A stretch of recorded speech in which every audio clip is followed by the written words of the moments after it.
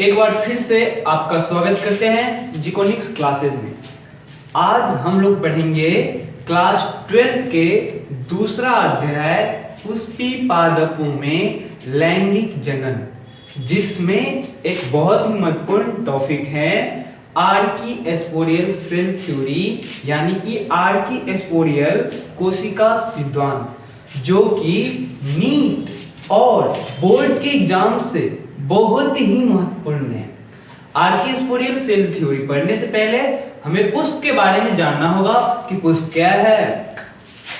तो चलिए पुष्प के बारे में जानते हैं। पहले पुष्प में मेनली 4 पार्ट्स होते हैं: दल, बाह्यदल, पुंकेसर, स्त्री केसर।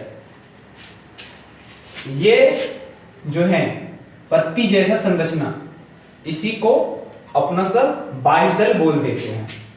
ठीक है। फिर ये जो आपको रंगीन वाला पार्ट दिख रहा है बड़ा सा, यही है दल।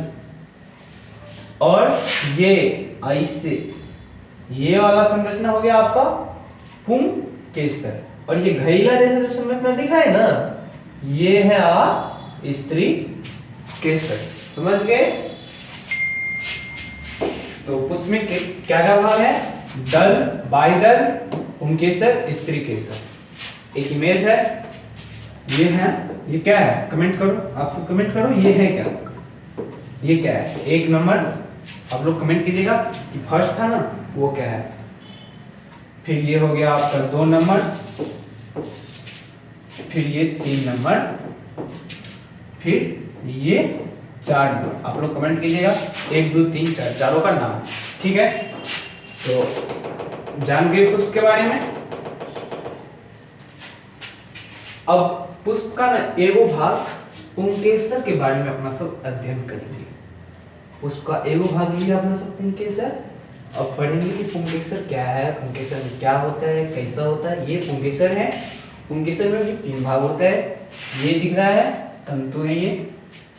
फिर ये परागकोश। क्या है ये? परागकोश। और यहाँ पे ये जुड़ा है ना, इसको योजी बोल देते हैं, यानी कि इंग्लिश में कनेक्टिंग। अब हम लोग क्या किए बाबू, पुंकेसर को काटे, फिर उसके बारे में अध्ययन किए। तो पुंकेसर को काटेंगे ना तो हमको इस प्रकार का इमेज प्राप्त होगा। समझ गए? ये पुंकेसर को अपना सब काटे तो हमको ऐसा इमेज प्राप्त हुआ। पुंकेसर को काटने पर वो 2 पाली में बट गया, पाली फर्स्ट, पाली सेकेंड। सभी पुष्प के पुंकेसर को, यानी सभी पुष्प द्विपालित नहीं होते हैं। अपवाद में कुछ एक पालित वाला है, मालवेसी वंश। इस वंश के जो पौधे फूल होते हैं ना, वो एक पालित होते हैं। एग्जाम्पल है पौधा भिंडी, वो एक पालित होते हैं। फिर ये 2 पाली में बटा, 2 पाली में बटा पुंकेसर। अब एगो पाली में 2 थीका होता है। थीका जानते हैं आप सब? ये है थीका। एगो पाली में क्या थीका हुआ? यहां से देखो, यहां से इधर एगो पाली, उधर दूसरा पाली। अब एगो पाली में क्या थीका? 2 थीका, 1 2। तो पुष्प में क्या थीका? एगो पुंकेसर में क्या थीका? 4 थीका। अब एगो थीका के अंदर एगो लघु बीजाणुधानी होता है। ये दिख रहा है, जूम कर देते हैं। ये जो गोल वाला संरचना है ना, यही लघु बीजाणुधानी होता है। ये ऐसे करके पूरे नीचे तक होता है लघु बीजाणुधानी। अब एगो लघु बीजाणुधानी में ना लाखों परागकण होते हैं। ये जो दिख रहा है ऐसे गोल गोल, यही परागकण है। और एगो परागकण में काय नर युग्मक? एगो परागकण में 2 नर युग्मक होता है। एगो परागकण में 2 नर युग्मक। अभी तक अपना सब क्या क्या पढ़े? अपना सब पढ़े पुष्प के बारे में। पुष्प में काय भाग? 4 गो: बाह्यदल, दल, पुंकेसर, स्त्री केसर। फिर पढ़े पुंकेसर। पुंकेसर को काटे, वो 2 पाली में बटा, पाली 1, पाली 2। फर्स्ट पाली में 2 थीका, सेकेंड पाली में 2 थीका, यानी कि एगो पुंकेसर में 4 थीका। फिर थीका के अंदर एगो लघु बीजाणुधानी मिला, और उस लघु बीजाणु में लाखों परागकण मिले और एगो परागकण में दूगो नर युग्म मिला। ठीक है, यहां तक क्लियर है। फिर आगे बढ़ते हैं अपना सब अपकॉन टॉपिक पे, आर्कियोस्पोरियल सेल थ्योरी पे। यही है आर्कियोस्पोरियल सेल थ्योरी। अब आप लोग जान रहे होंगे सबके बारे में। ये क्या है? ये हो गया आपका दल, ये क्या है इधर, ये हो गया बाह्य दल, फिर आगे ये क्या है? पुंकेसर है, और इसी पुंकेसर का कटा हुआ भाग यहाँ पे है। ये पुंकेसर और इसका कटा हुआ भाग यहाँ पे। और ये क्या है जो आपको घैला के समान दिख रहा है? ये स्त्री केसर है। फिर एगो पुंकेसर को अपना सब कट किए और उसके बारे में अध्ययन किए। अब क्या है ना कि पुंकेसर जो बना होता है ना, वो पूरे पैरेन्काइमा कोशिका का होता है। अब पैरेन्काइमा कोशिका में क्या होता है? कोशिका विभेदीकरण होता है। आप लोग जानते हैं कोशिका विभेदीकरण? कोई बात नहीं जानते हैं तो हम अभी बता रहे हैं कि कोशिका विभेदीकरण होता क्या है। कोशिका विभेदीकरण एक तरह से समसूत्री विभाजन होता है, जिसमें होता है क्या कि मान के चलिए ये कोई ए नामक कोशिका है जो आगे विभाजित होकर ए और बी बना, जो कि ए नामक कोशिका था वो द्विगुणित था, फिर कोशिका विभेदीकरण हुआ, वो भी आगे चलकर द्विगुणित ही बनेगा, यानी कि समसूत्री विभाजन के समान। तो आप लोग जान गए कोशिका विभेदीकरण। फिर आते हैं अपने टॉपिक पे। ये पैरेन्काइमा कोशिका में भी कोशिका विभेदीकरण होता है और बनता है आर्कियोस्पोरियल कोशिका। अब यहाँ पे वो नीट के पर्पस से ऑब्जेक्टिव है कि आर्कियोस्पोरियल कोशिका में क्या होता है। तो फिर आगे चल के आर्कियोस्पोरियल कोशिका में पेरिक्लाइनल विभाजन, इसको आप लोग स्टार लगा लीजिएगा क्योंकि ये नीट के पर्पस से इंपोर्टेंट है। क्या होता है आर्कियोस्पोरियल कोशिका में? पेरिक्लाइनल विभाजन होता है। फिर आगे चल के आर्कियोस्पोरियल कोशिका दो पार्ट में बढ़ जाता है, प्राथमिक पेराइटल कोशिका और बीजाणु जन कोशिका। फिर प्राथमिक पेराइटल कोशिका जो है ना, आगे विभाजित होकर 4 गो सुरक्षात्मक भित्ति का निर्माण करते हैं। समझ गए? यही है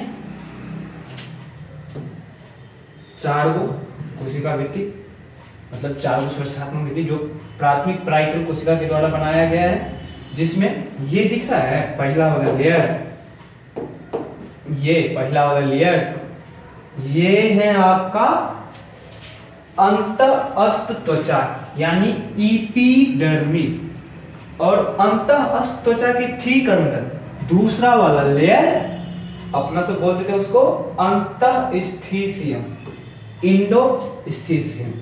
यहाँ पे भी एक क्वेश्चन है बाबू, उसको छोड़िएगा मत, ये भी नीट के पर्पस से है। अंतःस्थिसियम कोशिका में ना ऐसी कुछ संरचना होता है, सब में, एक में नहीं भी होता है, बाद में की सब में ऐसे कुछ संरचना होता है जिसको ना अपना सब अल्फा सेल्यूलोज एवं पेक्टिन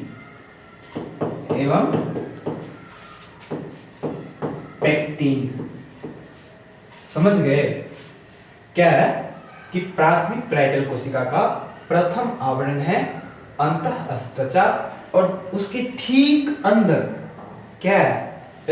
अंतःस्थिसियम, जिसमें कुछ संरचना पाया जाता है जिसको अपना सब अल्फा सेलुलोज और पेक्टिन बोल देते हैं, और कुछ में खाली रहता है, तो जो खाली रहता है उसको बोलते हैं एस्टोमियम, जो आगे चलकर एस्पुटिन की रेखा बनता है। उसको अपना सब अगला लेक्चर में पढ़ेंगे। तो जान गए चारों लेयर के बारे में। ये था अंतःस्थिसियम, और अंतःस्थिसियम के ठीक अंदर, अंतःस्थिसियम के ठीक अंदर जो दिख रहा है आपको लेयर, जो 2 गो है, कै गो है? 2 गो। ये है मिडिल लेयर यानी मध्य परत।